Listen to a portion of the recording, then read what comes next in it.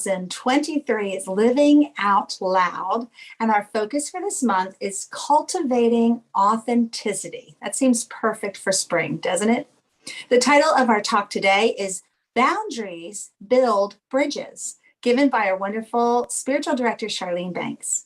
We are so glad that you joined us here today, that you took a little time out of your busy schedule just to join us, to join in the spirit of oneness and community. Please feel free to add to the chat or in the comments section any prayer requests or celebrations that you have, and we will include them later when we provide our spiritual mind treatment, which is a form of affirmative prayer. So now we're going to officially kick off our service by our opening video. So relax into this moment and know that you are welcome. Please join us as we create our sacred space. We set our intentions of deepening into our awareness and practice of our 5 pillars of spiritual living by lighting this candle in our virtual world. Our first pillar is sacred study, represented by the divine quality of truth. We use this pillar to recognize the importance of an open mind and the power of our minds. The second pillar is affirmative prayer, represented by the divine quality power.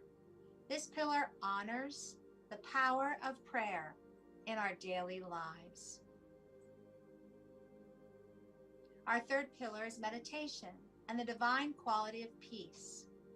This pillar reminds us of the importance of meditation and the peace we feel when we quiet our minds.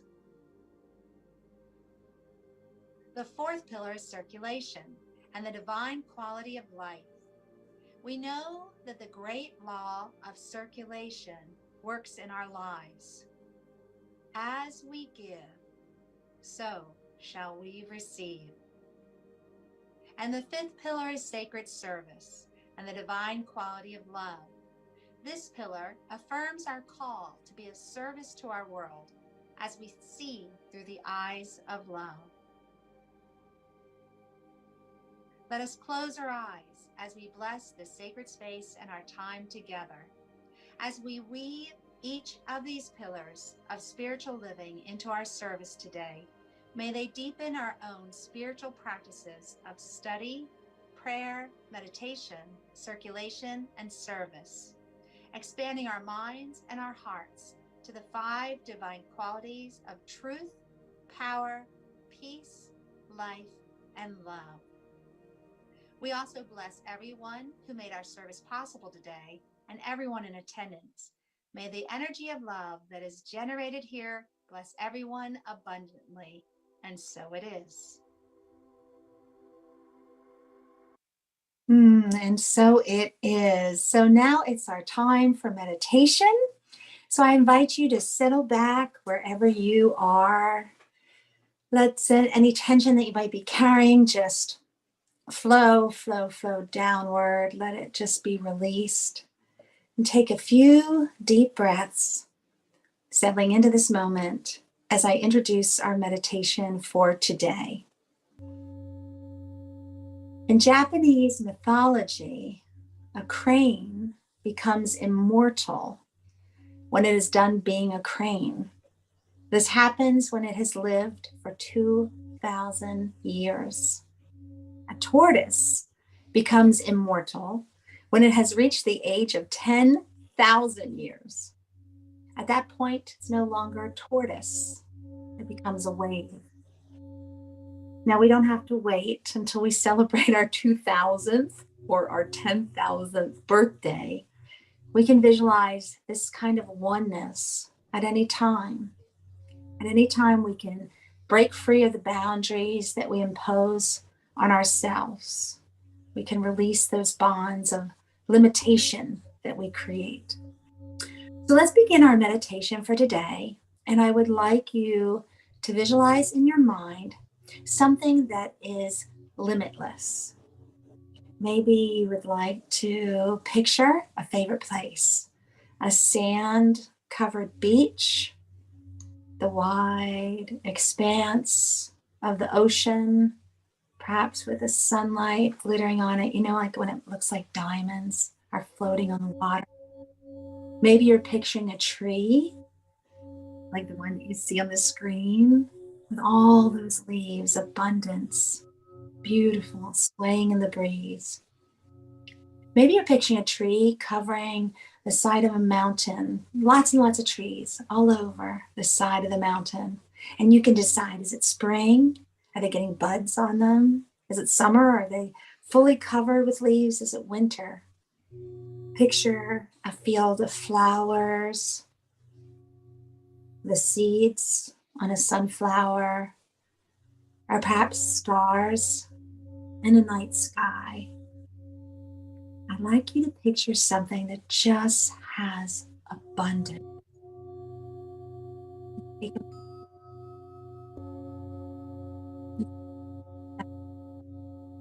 visualization.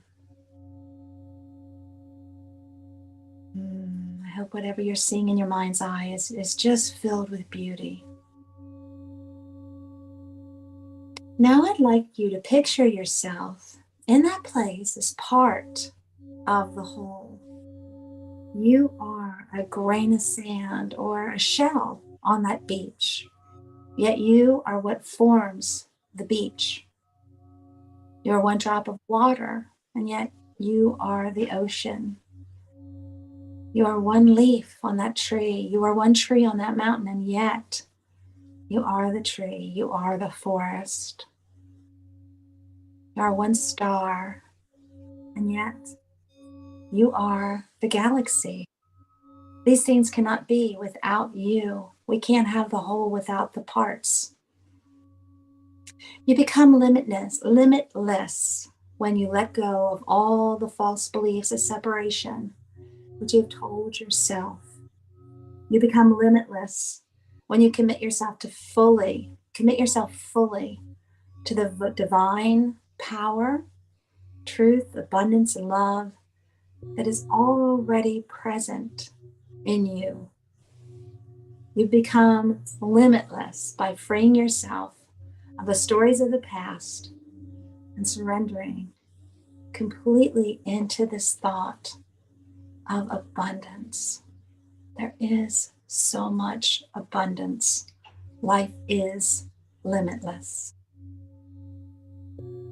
Take a moment in the state of perfect relaxation to fully surrender into this moment of peace. If a thought has crept into your mind, return to that place of visualization. Picture the oneness, the strength, the life without limitation that you can embrace when you imagine yourself as part of a greater whole.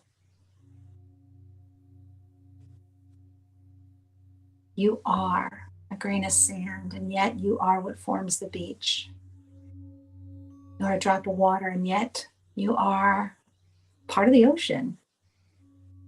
You are one leaf, yet you are the tree, which is part of the forest, which covers the mountain.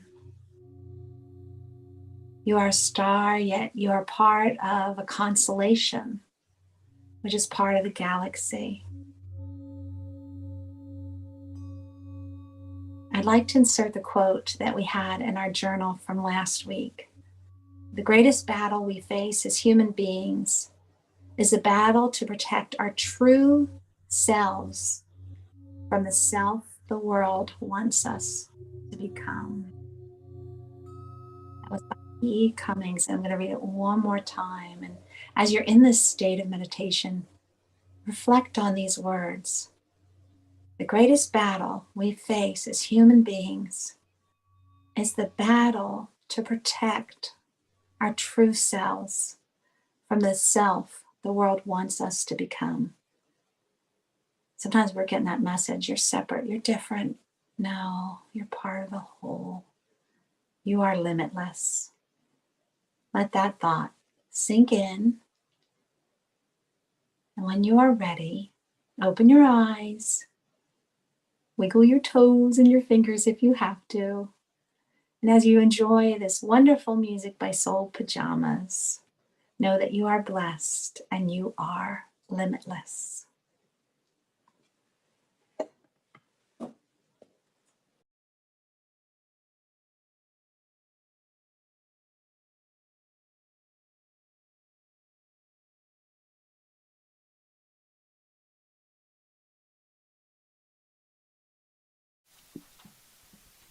All righty.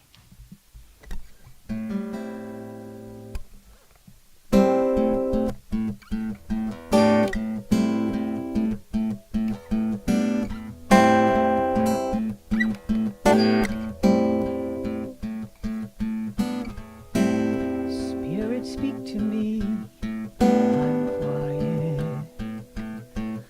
All of me hears all of you. Thank you for my inner calling. I am listening.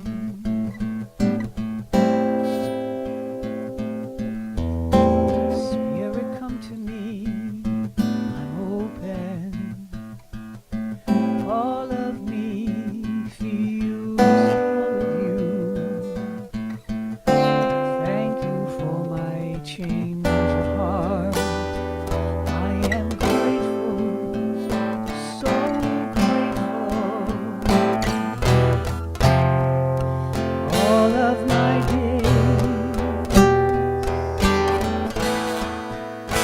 I've been hungry for guidance, asking what is mine to do.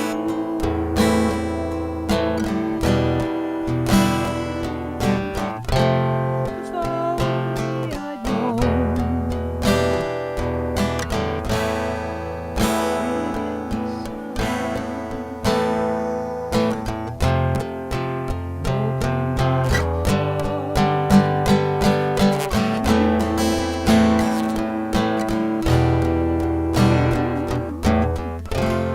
Spirit, speak to me.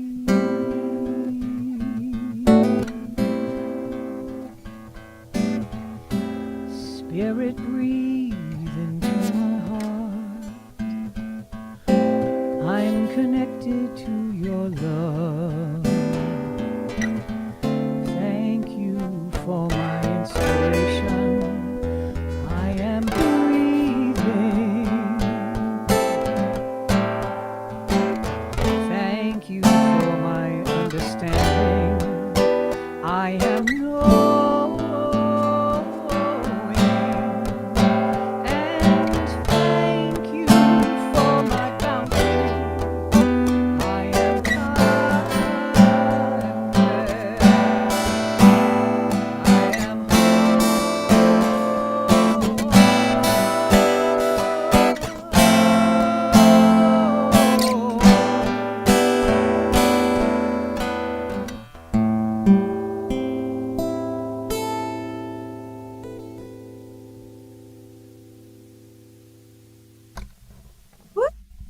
Very nice. That was very calming. That I am listening. I love that. Welcome, welcome. Thank you, Tamara, for a beautiful meditation. And Dan and Aaron, as usual, awesome songs. So it's week 3. It's week 3, and we're talking about authenticity.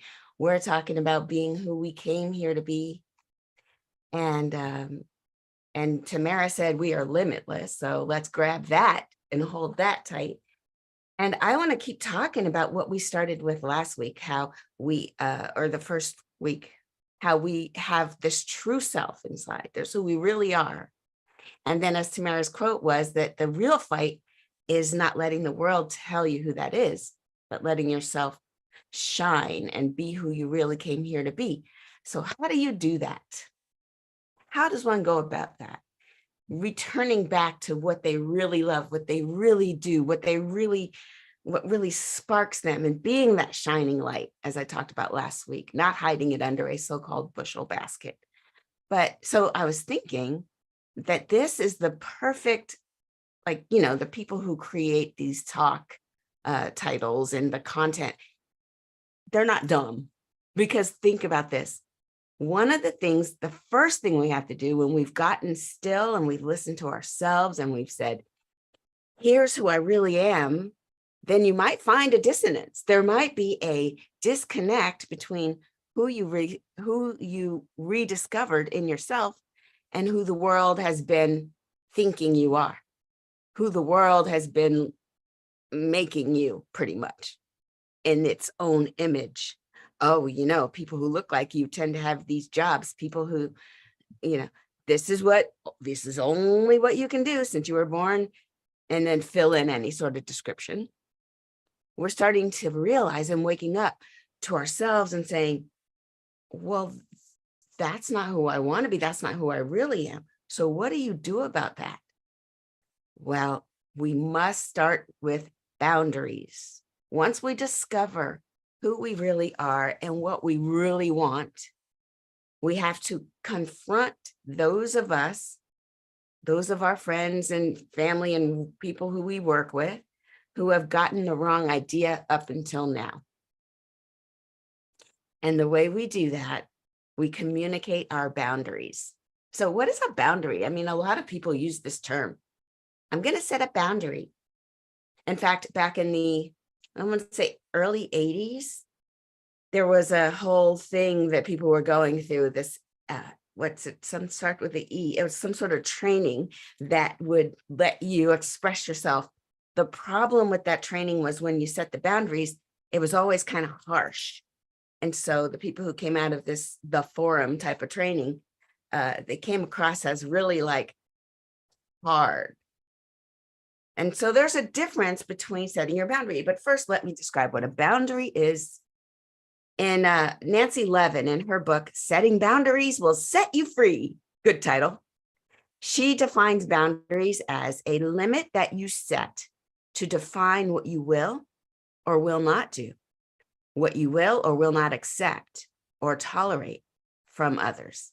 Now, a lot of us who were raised to be good girls and boys, we know that that could be a difficult conversation. Letting someone know what it is we will and will not tolerate, letting someone know where our boundaries are. And a lot of times we just hope they get it. We hope they get it. But not everybody's thinking about us and our feelings. Not everybody's watching our face as we wince in pain because of something they said or something they did. They're not watching our face. They don't know how to read a room. They're clueless that what they're saying or being or doing is having a negative effect on us. So they keep doing it. And when we don't say anything and when we don't set that boundary, it is a tacit agreement that it's okay to treat me like this. And so Dr. Phil always said, I love Dr. Phil. He's always on at my mom's house. Dr. Phil says, he goes, you teach people how to treat you. You do, whether you know it or not, you're teaching them how to treat you. And when we fail to say, ouch, out loud and on purpose when they do something, and say it soon, say it right when the behavior happens. I'll explain why in a second. But when we say, ouch, then that interrupts the process and it gets their attention. And this is the hard part. We must communicate what it is that hurt. And sometimes we're just trying to figure it out too. I'm feeling some kind of way. I don't know what it is, can't name it yet. Let me work through it, but I just need to mark this moment because something's not right. Now I'm using these terms like immediately and mark the moment because I'm in puppy training. My dog and I, yes, they're training me on how to train the puppy. They're training me on how to be with a puppy. And puppies love you. They want to satisfy you and they want to be loved by you. They want your positive attention. They'll settle for negative attention if they have to. Anybody? Is this sounding like your partner? Anyway, when you train them, what you have to do, you have to have some yummy treats, something that they're looking forward to, so you get their attention. And then when you want them to do something and they do it, you mark that moment. Usually you use a clicker or something. When their butt hits the floor on the word sit, you mark it. So sit, click, and then you get the treat out. And the reason you're marking the behavior is if you're too slow with the treat, they think that you're rewarding something else, and then they do this other thing. They're confused. You must mark the moment of compliance and treat them. And every time you mark it, they told me, you follow up with a treat so that it's always click means treat at some point soon. And so that I'm going to remember what I did when she clicked it, because I'm going to get a treat, mark it. And I thought, how much of this can we use with like the people in our lives? No shade, but some people need some training. I mean, dude. So now let's say you're at work, knowing this information, knowing that A, people can't read our minds. B, if they could, that would be terrible. Oh, sorry, distracted. All right. And C, they need feedback. People need feedback. If you don't give them feedback, they think everything's fine and they keep on happily doing whatever it is they're doing. And so I always have this analogy, like if you're standing there in the break room at work and someone walks by and they step on your toe, and you don't say anything, that's kind of your fault too. Like they should know they stepped on your toe, right? Yeah, they should know that. But you are the steppee, and you should say, oh, and say it loud, be dramatic if you have to. Now, this is a physical example. And then they'll go, what happened? Hopefully, if they're not a sociopath. And then you could say, you're standing on my toe, dude. And oh my God, sorry, I thought that was just a bump in the linoleum. Sorry, my bad. Hopefully that's how that goes. It can take 16 different turns. But the point is, they do it, you respond, mark that moment, have a conversation. You just set a boundary. Congratulations. Now it might be easy with a toe stepping individual. Now let's take it to another scenario. Now you're in a social circle and someone says something and they say some slur that they didn't realize is a slur, or they're so used to saying it that they don't care. And since you're not the minority in the group of the slur-y, then they don't think that they're offending you. Now what do you do? Because there's people around and everybody's so happy and we're all just having fun. And then this person comes out their face with this word and you don't think that's cool. What do? You got to say ouch. But now ouch doesn't sound like ouch, because it would be weird if you just said, I mean, actually, that would be kind of fun. You'd be like, ouch. And then what happened? Well, that slur it kind of hurts. Like you just, because that's a slur. You realize that, right? And then it's a teaching moment. And then you can explain, or you could just say, oof, do something, wince a little bit, get their attention in that moment. And the thing is, we can't wait. We can't go home and discuss it with our spouse or their kids or the dog and everybody get together on how you should respond and come back and say, yesterday when you said blah, blah, blah, it really hurt. I mean, since they're humans and they do have memory, it might work. But with a dog, it would never work. Like if you found a soiled rug and you didn't catch the dog in the process of soiling the rug, you can't go to get that dog and rub that dog's nose in that. That dog will never connect the problem with the soil that when they went, they'll just think you're a mean person who likes rubbing my nose in things. So with dogs, never, but humans, maybe. I would fail back to the point where when they start doing it, you catch them. Now, here's what's fun. We'll go to another boundary example because I love this. It's hard to say it nicely. That's the point. People don't set boundaries because it's hard to do it and still be liked. So there's a couple ways, and shout out to Alice, my mama, who taught me a couple things. She said, you can say anything to anybody. You can say anything. Just watch your tone. Say it in a way that makes them think they're getting a compliment. Say it in a way that doesn't put them off, because the tone and the energy is what people respond to. So let's say you're walking down the street, a woman, obviously women get this kind of behavior. Men don't really, they're not the target of this kind of behavior. You're a woman, you're walking down the street and somebody's like, calls, woohoo, look at you, blah, blah, blah. Now, and then, so ignoring it is a good thing. Ignoring it, if you're not invested, so you don't have to set boundaries with every individual in your world, because you could just be busy all day just setting boundaries. If these people aren't immediately in your life, you just ignore it. That works too.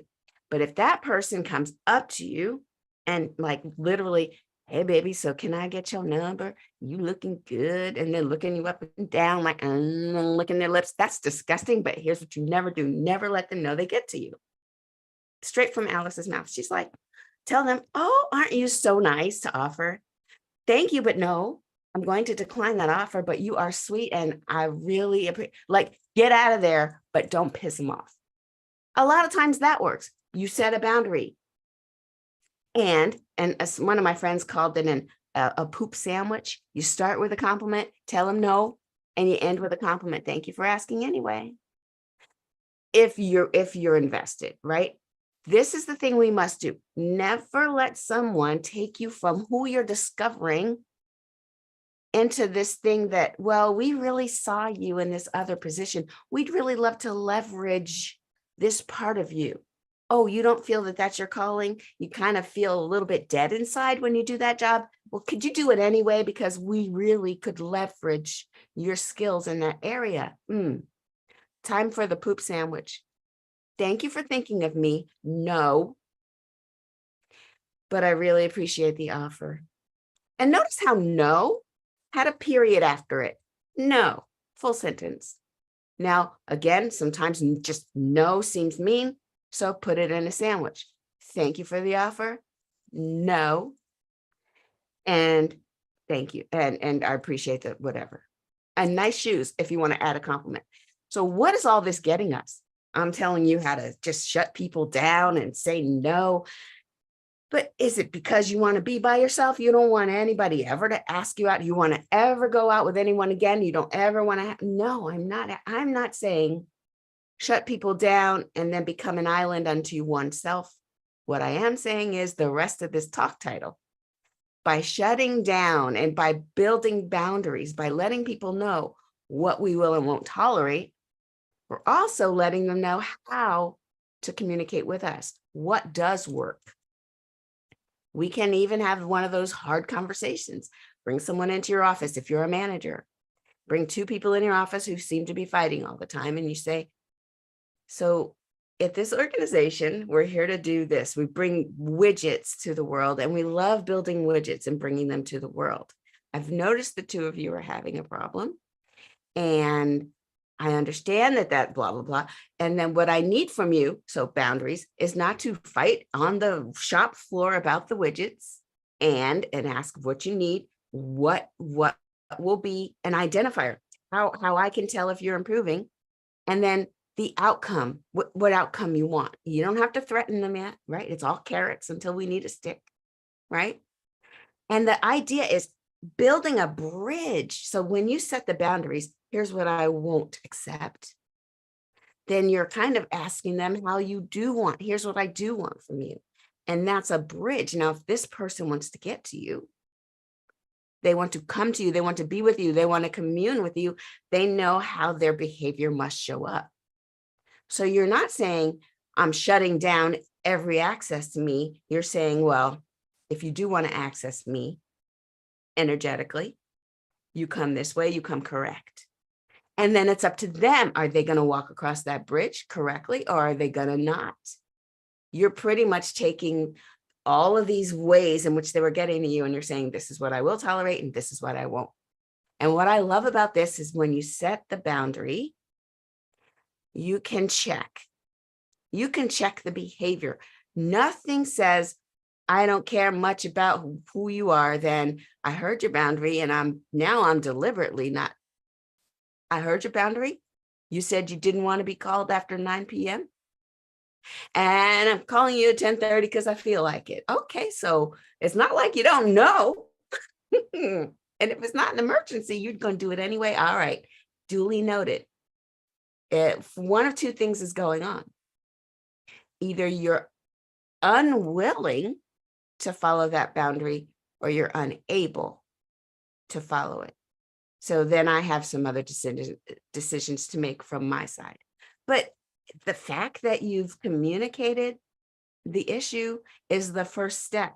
And you're not saying, no, never reach out to me again. No, I never want to hear from you. What you're saying is, calls at 11 o'clock at night don't work for me. I go to bed at 9. You call me before 9 and I'll pick up if you don't, right? You're setting it out. You're saying, I respect myself so much that I'm going to help you interact with me in a way that works. And when we don't, have you heard the term doormat? When we don't have any boundaries, people will just push and push and push. And it doesn't even feel good for them when they can. And I'm thinking about children now, how there were studies done about playgrounds in the backyard of kinder care or some sort of center like that.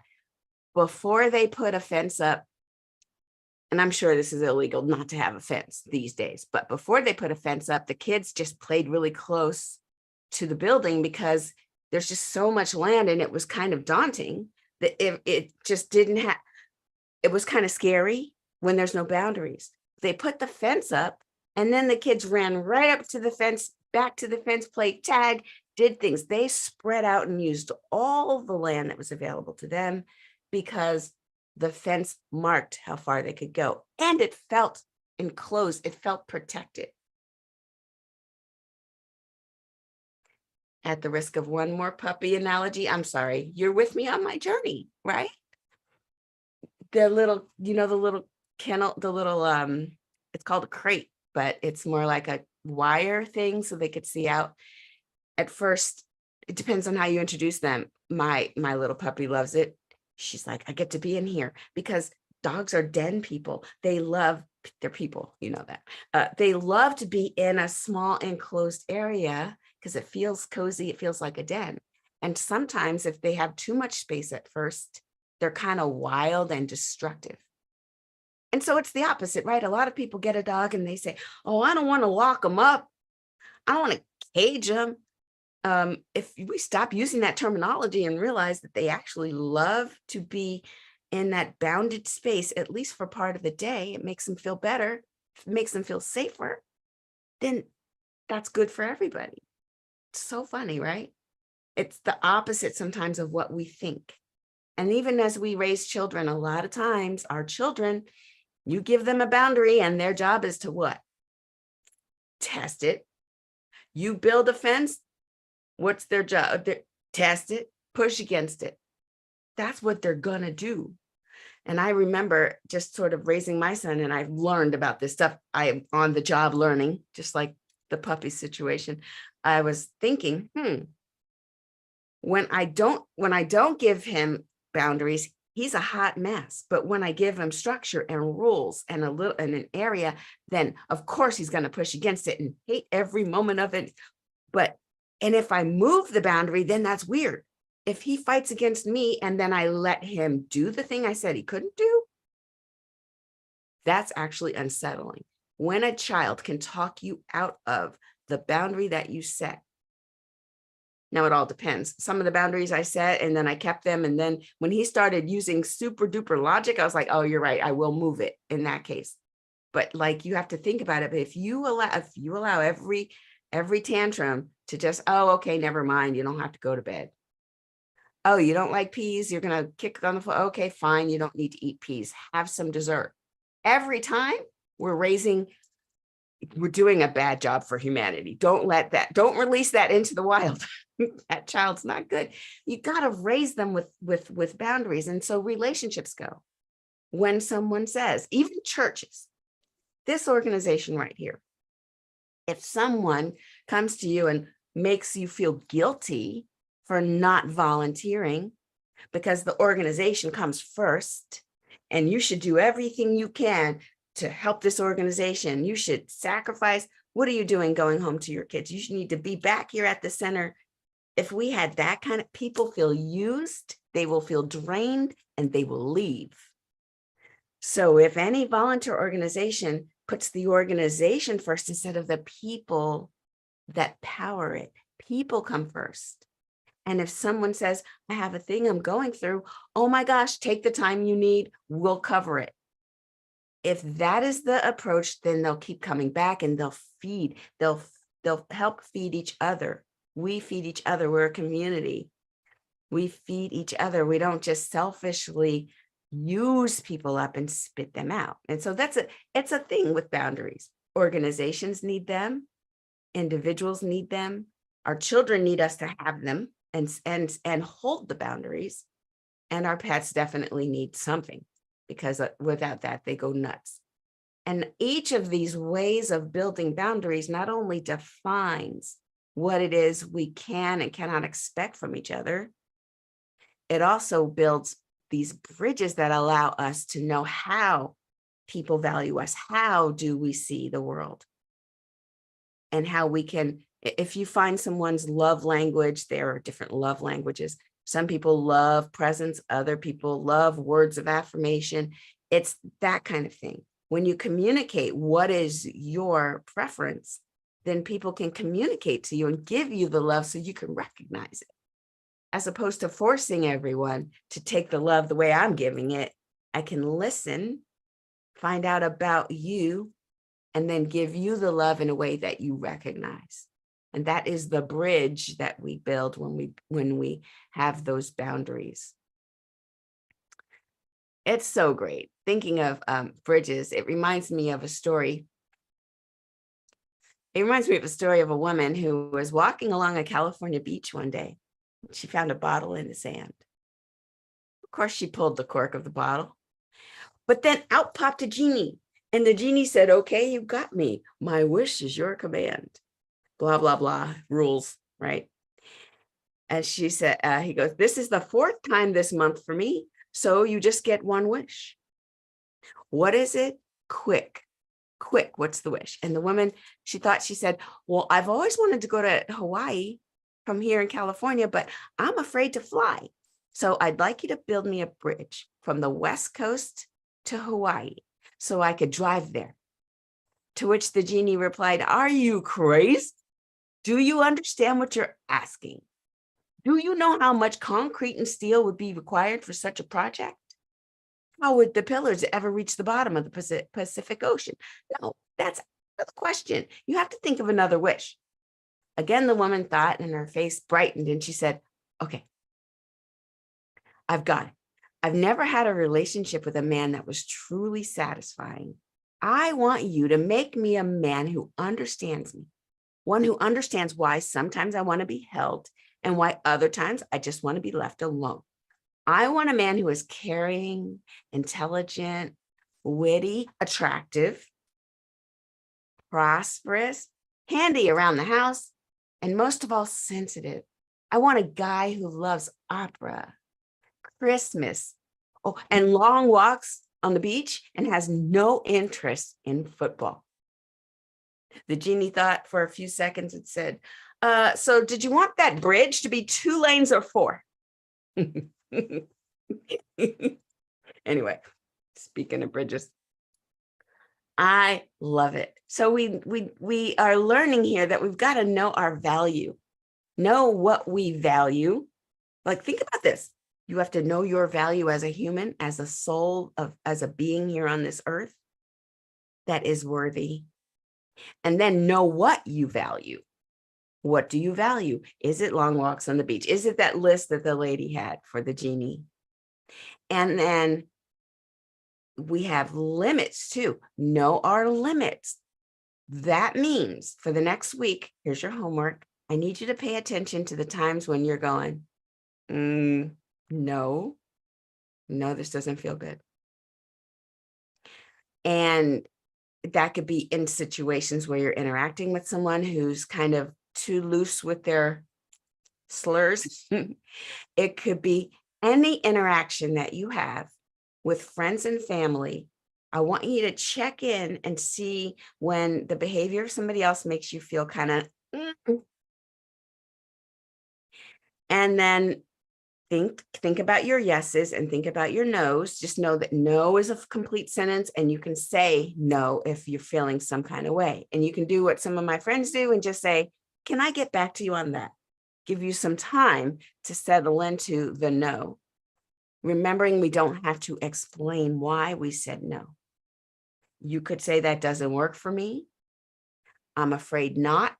Some people don't like saying the word afraid. Just say, unfortunately, I am not going to do that. Don't say you're not able. You're not going to do that. Just saying no. There's many ways to say no. And then say yes. Say yes with purpose. When you do feel like it's a yes, say yes, because hopefully you would have freed up some time with those no's. Say yes. That's a conviction yes. And then don't compromise to please somebody. If you know they're fishing for a yes, again, buy yourself some time and get to that no if you really need to. Because if we don't, then who's crossing our boundaries? It's us. We're doing that to ourselves. So if we're teaching others how to be with us, we're teaching them how to treat us. How do we know which way we like if we don't sit with ourselves and know with ourselves what feels good, what we would like people to keep doing, and what doesn't feel good? This helps us get familiar with our boundaries. Then we can communicate our boundaries. And then with those boundaries, we can help people be with us in a better way and build bridges. So let's go within. I know that right where we are, there is the divine intelligence that spawned forth this entire existence that we call life. That in and through and as each and every element of this universe, there is the divine presence. We can always connect with this divine presence because it's always here. We're never separate from it. Yes, we may turn away from it and get busy, but it's always right here, animating our very existence. And we are connected to one another because we are all one in this divine life. So I speak my word from this oneness, that wherever there is a sense of disconnection, that there is now a developing sense of unity. Wherever there's a sense of hurriedness, anxiousness, not enoughness, right here and right now, that sense is being replaced with calm. It's being replaced with a sense of wholeness. It's being replaced with a sense of abundance, because life is full of itself in each moment. Everything we could ever need is right here, right now. Think about that. Everything we need is right here, right now. Everything we desire has been created simply because we desire it. What we seek is seeking us, and there's nothing too good to happen to us. There's nothing that is outside of our ability to obtain it. And the only distance we have between that which we are and that with which we desire to be, the only distance is in our thought. It's in our thinking. It's in our beliefs. And so with my words right here and right now, I speak my word to dispel any unbelief that is in the way. And that as we open our eyes and see the world anew, we know that all the unseen becomes seen through our belief and through our thought. We create that. We create that life that we would like to live simply by believing and knowing it is so. And we attract those situations, those people, and those things that enable that vision. Because this is just the way it works. This is the law. So I release my word into the law, knowing that all is well, everyone is whole, perfect, and complete, and on their path. And I let it go and I let it be. And so it is. Ashe. Woosah. Okay, Aaron and Dan. All right. Well, this is an India Ree song that all of you have heard that really captures the moment. We had a little bit of technical challenges this morning with Charlene trying to help us, but hopefully you'll be able to hear some of the backing tracks, which add a little flavor to it, but if not, the words are really the key here.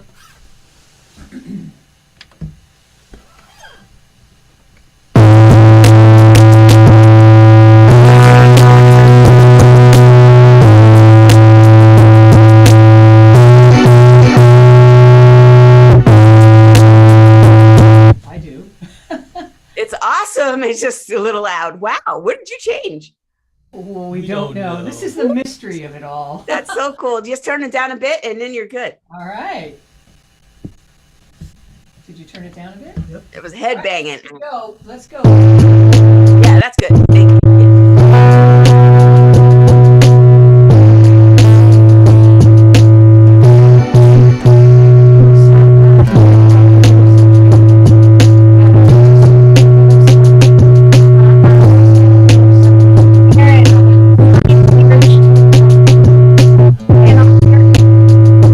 We don't hear you now. We hear just that.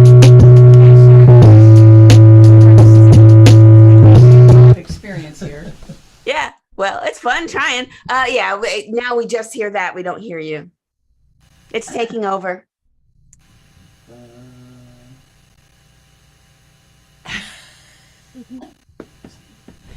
Are you hearing me? Bad. Not hearing me. Not hearing me. Hearing I me hear you. now. Yeah, I hear Okay. you. We're just gonna have to go. But when you play that, it goes over. And just come down. Can you turn that down low? It is, yeah. Really low. Well, okay. We'll try it again. I'm just gonna. Okay. Okay, let's hear you, Aaron. Say something. Yes, I'm here. I'm here. Yeah, I'm here. that's good. That's perfect. Okay, just turn it up a little bit, honey. We couldn't. Yeah, turn it up a little. Okay.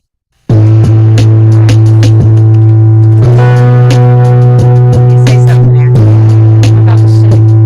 It doesn't. When it's that loud, it messes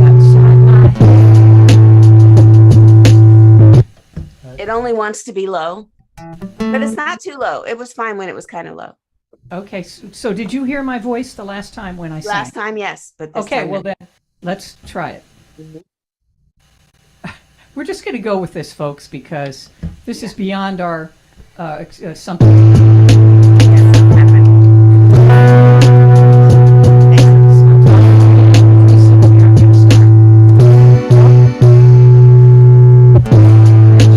Seriously. You just have to go low, low, low with that. Yeah, so we. Okay. So You have to go low, low, or nothing. All right, we're just going to go ahead with it here.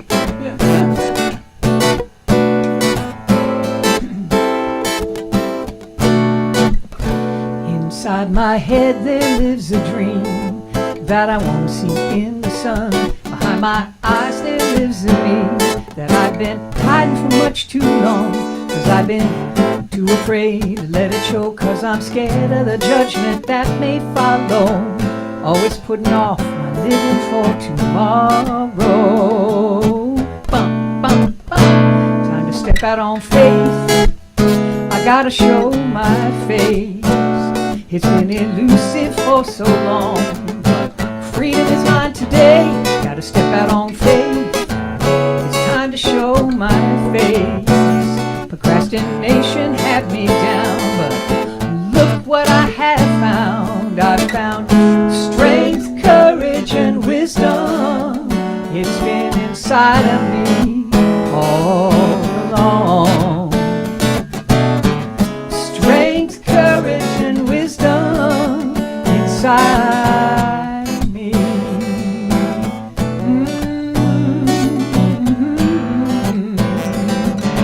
Bum, bum, bum. Behind my pride there lives a me that knows humility. Inside my voice there is a soul, and in my voice there is a voice. But I've been too afraid to make a choice, 'cause I'm scared of the things that I might be missing. Running too fast to stop to listen. Time to step out on faith. I gotta show my face. It's been elusive for so long, but freedom is mine today. Gotta step out on faith.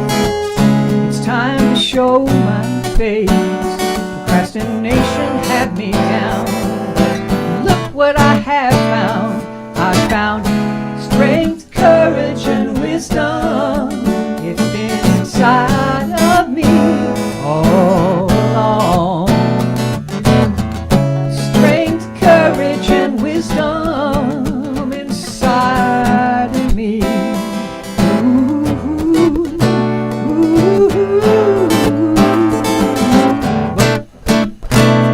Well, I close my eyes and I think of all the things that I wanna see. 'Cause I know now that I've opened up my heart, I know that anything I want can be. So let it be, so let it be, so let it be, so let it be. Strength, courage, and wisdom, it's been inside of me all along. Strength, courage, and wisdom inside of me.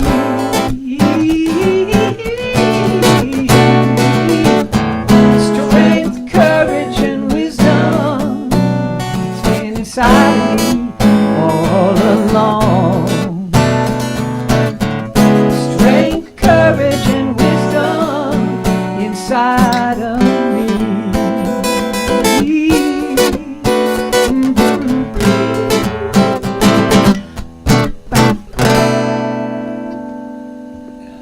Woo! We did it! That was wonderful. Thank you so much, Soul Pajamas. And thank you, Charlene. And thank you, everyone who was just bearing with us while we worked out some of those little technical issues that we were having. Oh, that song was awesome. Strength, courage, and wisdom. Always been a part of me. Love it. Now is the time to bless the donations that are shared with CSL Leesburg today. We believe in the law of circulation, like you heard in our opening video. So we are a tithing community. We know that as we give, we receive. The donations that are shared with our center bless everyone, those who give and those who receive. When you give, you're on the receiving end. We can't do what we do each Sunday without your support. So we thank you so much. Please look at the screen. There are so many ways that you can give. It's easy to find a way that works for you, and know that your donations help CSL Leesburg, plus our home organization and other organizations that help us to create a world that works for everyone. We thank you so much for your support. Now, no matter how you're giving, just place it over your heart and join me in our blessing of our gifts. The presence of Spirit within me blesses everyone I meet, tends to heal everything I touch, brings gladness into the life of everyone I contact. Therefore, I am a blessing to myself, to humankind, and to the day in which I live. Every time I say that, it just means so much. It's beautiful. All right, it's time for announcements. Charlene, I'm especially loving that beautiful purple background. Makes me think it's spring. All right, so dream study. I don't know what's been going on, but the past 3 nights, I've had some very interesting dreams. So it helps to share your dreams with others. Sometimes you can get some insight, because our subconscious is always receiving messages, even when we're dreaming. So at 9 a.m., join Charlene and friends, and they do a dream study. You can share your dreams, and maybe they can help you interpret your dreams to see if there's some kind of message that is coming through while you sleep. And we have our closing affirmation. So right now, just put your hands around yourself, give yourself a big, big, big hug, and join me in saying, I am love. I am love.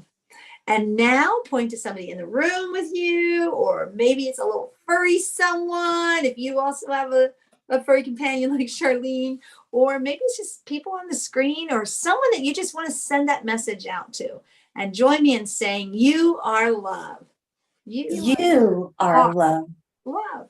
And now put your hands up in the air, what we call love sprinkles. And remember, it's all love. It's all love. It's all goodness. It's all God. It's all abundance. You are limitless. All right, folks, if you can, please join us. We're going to hang around. We're going to stay on our Zoom link, or maybe you're joining us through Facebook. We're going to do something that we call Pearls, where we talk about all those nuggets. And Charlene, my journal, once again, guys, look at what I do. It's so filled, and I got to share this book that I pulled off the shelf when you started talking about we got to set our limits. Look at that title. I'm going to talk about that. So if you can, hang around with us. And if you can't, just know that we send you off with our blessings. Thank you so much for coming today.